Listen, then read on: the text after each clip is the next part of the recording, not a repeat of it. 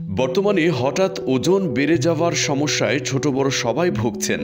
খাওয়া দাওয়ার অনিয়ম বা ব্যায়ামের অভাব নয়, এই প্রবণতার পেছনে লুকিয়ে থাকতে পারে নানা ধরনের শারীরিক ও মানসিক জটিলতা।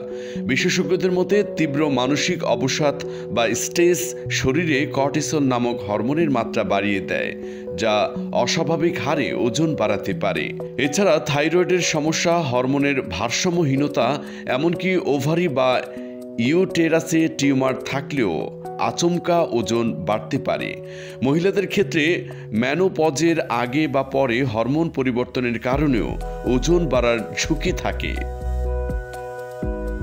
এছাড়া পিসিওএস বা পলিস্টিক ওভারি সিনড্রোম ওজন বাড়ার আরেকটি প্রধান কারণ। এমনকি কিছু ওষুধের পার্শ্ব প্রতিক্রিয়াতেও শরীরে মেদ জমতে পারে দ্রুত।